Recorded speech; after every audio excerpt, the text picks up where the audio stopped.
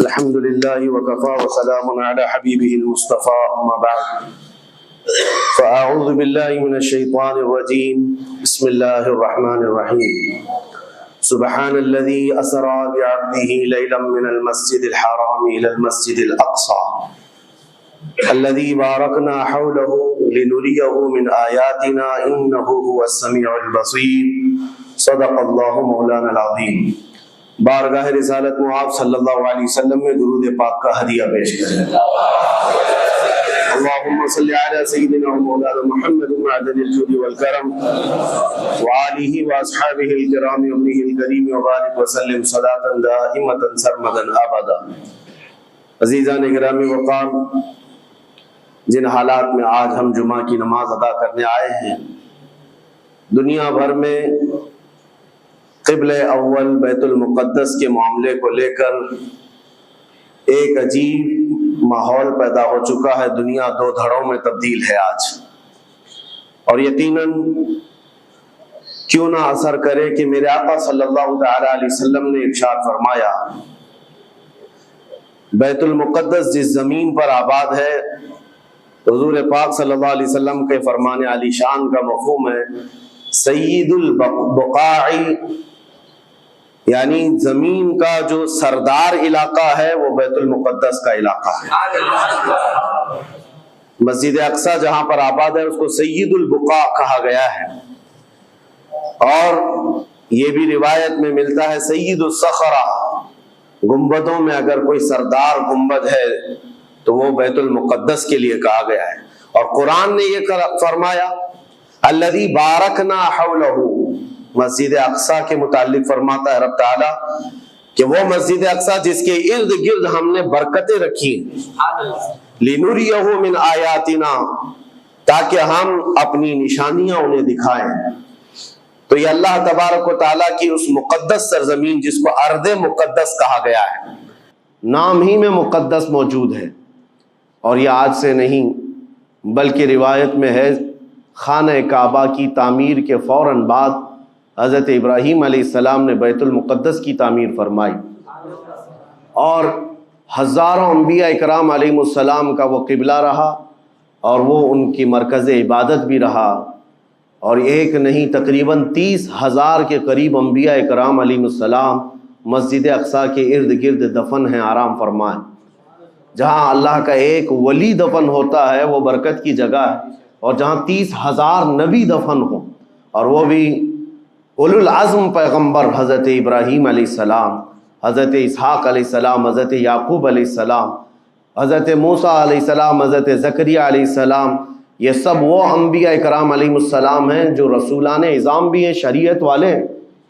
یہ سب بیت المقدس کے ارد گرد ہیں۔ یہاں پر کچھ بھی اثر ہونا پوری دنیا پر بھی اس کا اثر پڑتا ہے، اور آج ہم دیکھ رہے ہیں جو حالات پوری دنیا میں پیدا ہوئے ہیں، اور چاہے وہ یورپ ہو کہ امریکہ ہو، افریقہ ہو کہ رشیا ہو، عرب ممالک ہو کہ ہند ہو، ان سب کو کچھ نہ کچھ کہنے کی آج ضرورت پیش آ رہی ہے۔ کیوں؟ اس لیے کہ وہ ایسا سینٹر ہے، ایسا تقدس ہے وہاں پر جس میں پوری دنیا انوالو ہو ہی جاتی ہے، اور برسوں سے لے کر وہ جنگ کا میدان رہا، اور حضور پاک صلی اللہ تعالیٰ علیہ وسلم نے بیت المقدس کے لیے کیا فرمایا؟ صحابہ نے جب اس زمین کے بارے میں پوچھا تو میرے آقا نے فرمایا وہ حشر و نشر کی جگہ ہے، حشر و نشر کی جگہ ہے، یعنی قیامت کے قریب سارے لوگوں کو ادھر ہی ہانک دیا جائے گا، اور قیامت وہیں آنی ہے۔ حشر و نشر کی جگہ ہے، حضور پاک صلی اللہ تعالیٰ علیہ وسلم نے فرمایا، اور فرماتے ہیں میرے آقا ہو سکے تو تم جا کر اس میں نماز پڑھ لو، اس لیے کہ اس کی ایک نماز دوسری مسجدوں کی 1000 نمازوں سے افضل ہے۔ یہ مسجد اقصی کے متعلق میرے آقا صلی اللہ علیہ وسلم کا فرمان علی شان ہے۔ پھر صحابہ اکرام نے پوچھا کہ اگر کوئی جا نہ سکے میرے آقا بیت المقدس اور نماز پڑھنے کی اس کو استطاعت نہ ہو وہاں جا کر تو کیا کرے؟ حضور اکرم صلی اللہ علیہ وسلم نے فرمایا کم از کم تیل کا ہدیہ تو بھیج دے تاکہ وہاں چراغ جلانے کے کام آئے۔ یہ حدیث پاک میں ابن ماجہ کی حدیث ہے۔ نبی کریم صلی اللہ تعالی علیہ وسلم کے اس فرمان علی شان کے مطابق میں آج آپ تمامی حضرات سے یہ گفتگو کرنا چاہوں گا کہ میرے عزیزوں، یہ صرف فلسطین اور اسرائیل کا مسئلہ نہیں ہے، یہ اسلام اور کفر کا مسئلہ ہے، اور پوری دنیا کے لیے ہے، پوری دنیا کے لیے اگر وہ حقیقت کی نگاہیں رکھتی ہیں، چاہے وہ کسی بھی قوم سے وابستہ ہو، چاہے وہ کوئی بھی دین اور دھرم سے تعلق رکھتے ہوں، میں ان سے کہتا ہوں اگر اینک تمہارے اوپر جھوٹ کی نہیں پڑی ہے تو آنکھیں کھول کر دیکھ لو ظلم اور بربریت کس جگہ ہے اور حق کے لیے لڑنے والے کون ہیں۔ یہ ہر ایک منصف مزاج آدمی بھی آج پہچان سکتا ہے کہ کون نہتہ مارا جا رہا ہے اور کون سپر پاور طاقت پر کھڑے ہو کر اپنے مظلوم ہونے کا دعویٰ کر رہا ہے۔ ہر دنیا کا انصاف پسند آدمی آج بول سکتا ہے، لیکن یہ دور بھی امتحان کا ہے۔ جتنے کیڑے مکوڑے دل میں بغض و عداوت رکھتے ہیں اسلام کے، وہ ظالموں کے ساتھ کھڑے ہوئے نظر آتے ہیں، آج ظالموں کے ساتھ کھڑے ہوئے نظر آتے ہیں۔ نبی کریم صلی اللہ تعالی علیہ وسلم نے فرمایا مسلمانوں آپ اپنی اوپینین، اپنی رائے کیا رکھتے ہیں یہ بہت امپورٹنٹ ہے، دنیا کیا کہتی ہے اس سے مجھے غرض نہیں، تمہارا تعلق تمہارے نبی پاک کے فرامین سے ہے۔ خبردار خبردار تم کبھی ان ظالموں کی حمایت میں نہ آنا، ورنہ قرآن کہتا ہے وَلَا تَرْكَنُوا، اللہ تعالیٰ فرماتا ہے اس طرف تم توجہ بھی مت کرنا، جھکاؤ بھی مت رکھنا، جس طرف ظالم گئے، جس طرف ظالم گئے ہیں اس طرف جھکاؤ بھی مت رکھنا۔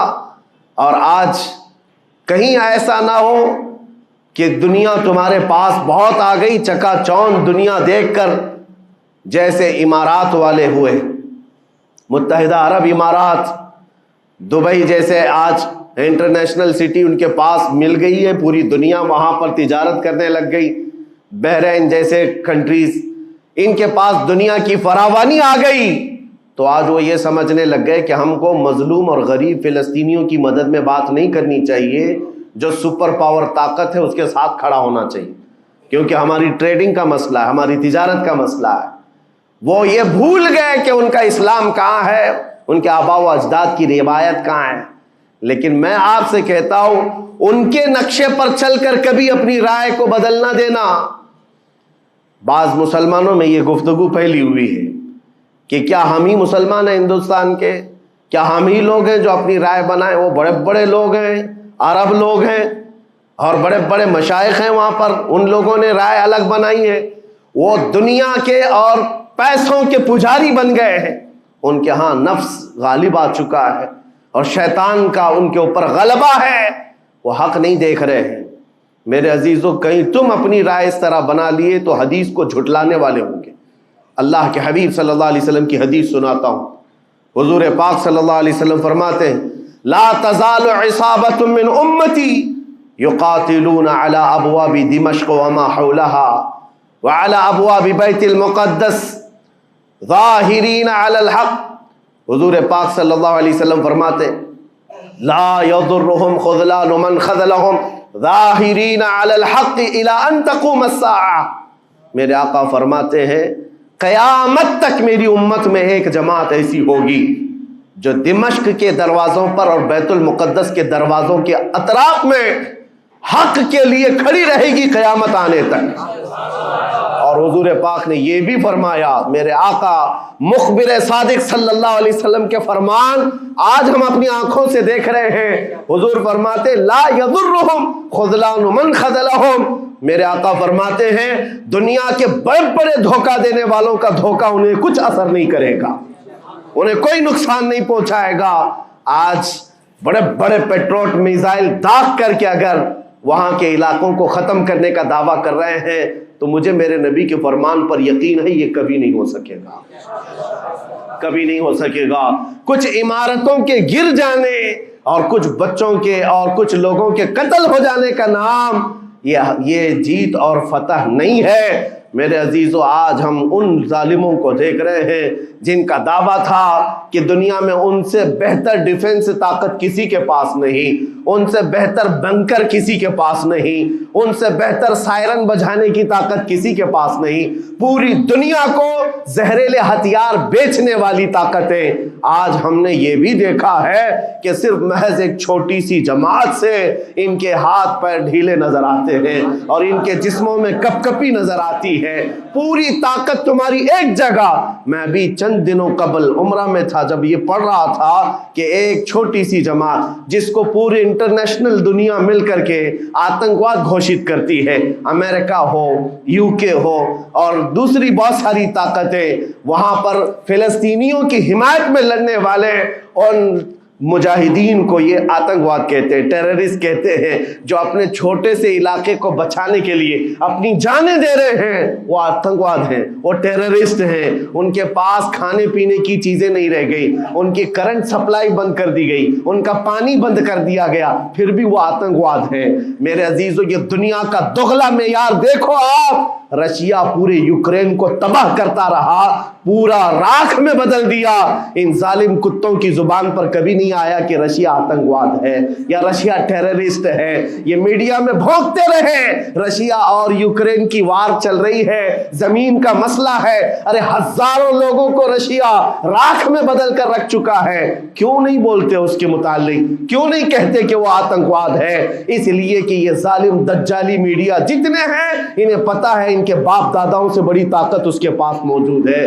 طاقتوں کی پوجا کرنا اور بڑی بڑی طاقتوں کو سلام کرنا یہ ان کی فطرت میں داخل ہے، اور ہم الحمدللہ مسلمان ہر وقت یہ فیصلہ رکھتے ہیں کہ جو غریب ہے، جو مظلوم ہے، وہ چاہے ایک سکہ بھی نہ رکھتا ہو، ہم اس کی حمایت میں ہمیشہ کھڑے رہتے ہیں۔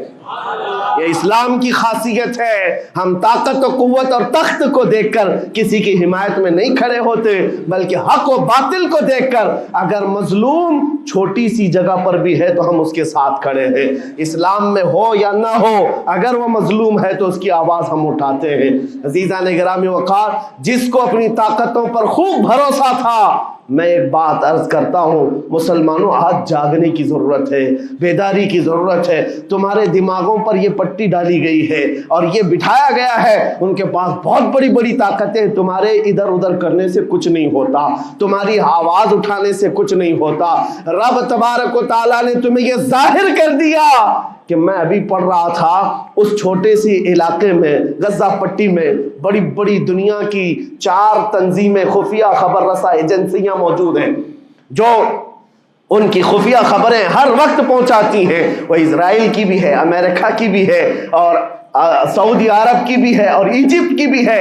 4 بڑے بڑی کنٹریز کی خفیہ ایجنسیاں کام کر رہی ہیں، اور سب کی سب خفیہ خبر رساں ایجنسیاں فیل ہو گئی، ناکام ہو گئی۔ اس کے باوجود اسرائیل کے درندوں کو یہ وحشتناک چیز دیکھنی پڑی۔ دنیا آج اس میں حیرت میں ہے کہ ایسا کیسے ہو گیا، ایسا کیسے فیل ہو گیا، یہ سسٹم کیسے کام نہیں کر سکا، ہمیں پہلے سے اطلاع کیسے نہیں ملی۔ میں قرآن پڑھ کر کے بتاتا ہوں، میرا رب فرماتا ہے وَمَكَرُوا وَمَكَرَ اللَّهُ وَاللَّهُ خَيْرُ الْمَاكِرِينَ۔ کافر منصوبہ بناتے ہیں اور اللہ خفیہ تدبیر کرتا ہے، اور اللہ کی خفیہ تدبیر غالب آتی ہے۔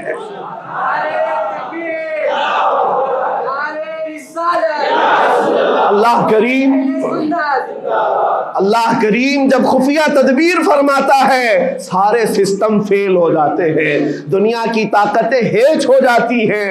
آپ کبھی یہ مت سمجھنا کہ دنیا کے پاس بہت بڑی طاقتیں ہیں، نہیں مسلمانوں، ایمان اس کا نام نہیں ہے۔ اقبال نے بہت پہلے کہا تھا، اللہ کو پامرد یہ مومن پہ بھروسہ، ابلیس کو یورپ کی مشینوں کا سہارا۔ ان کے پاس یورپ کی مشینوں کا سہارا ہے، لیکن مسلمان کو اپنے رب کی طاقت پر بھروسہ ہے۔ میرا رب غالب حکمت والا ہے اور وہ قدرت والا ہے۔ جس وقت رب تعالیٰ چاہے، کیا آپ نے تاریخ نہیں پڑھی، وہ اگر اپنے نبی کی حفاظت کرنا چاہے تو مکڑی کے جال سے حفاظت کرتا ہے، کبوتری کے انڈوں سے حفاظت کرتا ہے۔ وہ اپنے حبیب کی حفاظت کرنا چاہے اور کسی نبی کی حفاظت کرتا ہے، مچھلی کے پیٹ میں رکھ کر کے یونس کی حفاظت کر رہا ہے، اور ابراہیم علیہ السلام کو آگ میں ڈال کر کے بھی اس تپش سے بچا بچھا رہا ہے اور اسماعیل علیہ السلام کی گردن پر چھری چل رہی ہے، پھر بھی اس چھری سے بچانے والا مولا کون ہے؟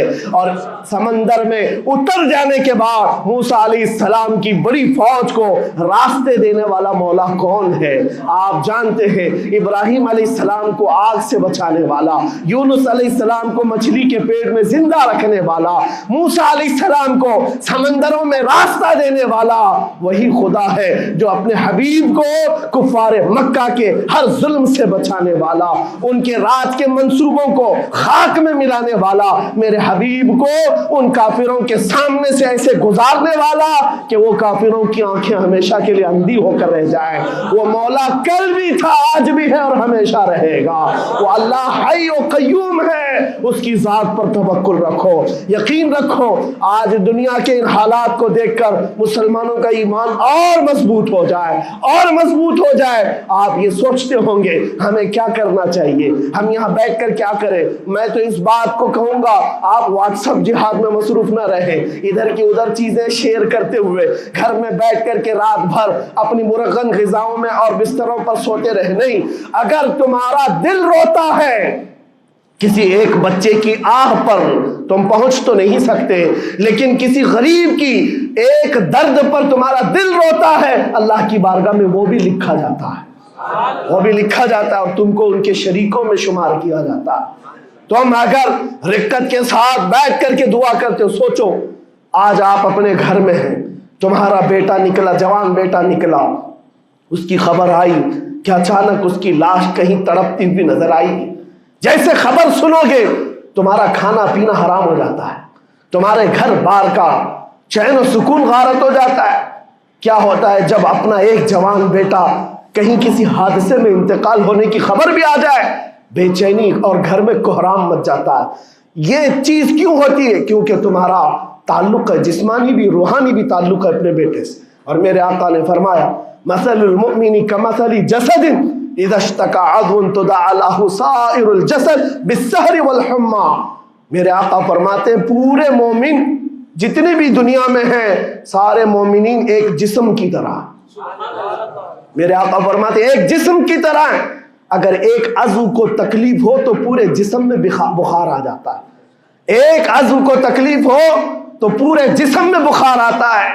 آج تمہاری کیفیت یہ ہونی چاہیے، جس وقت ان حالات کو دیکھو تمہارا دل روئے، تمہاری بے قراری بڑھ جائے، تمہاری بے چینی بڑھ جائے، اور بارگاہ رب العزت میں گڑ گڑاؤ کہ مولا اگر ہمارے برے اعمال کی وجہ سے، ہمارے گناہوں کی وجہ سے ہمارے بھائیوں پر اگر یہ آفت آئی ہے تو میں توبہ کرتا ہوں، میں باز آتا ہوں مولا، میں اپنی حرکتوں سے توبہ کرتا ہوں۔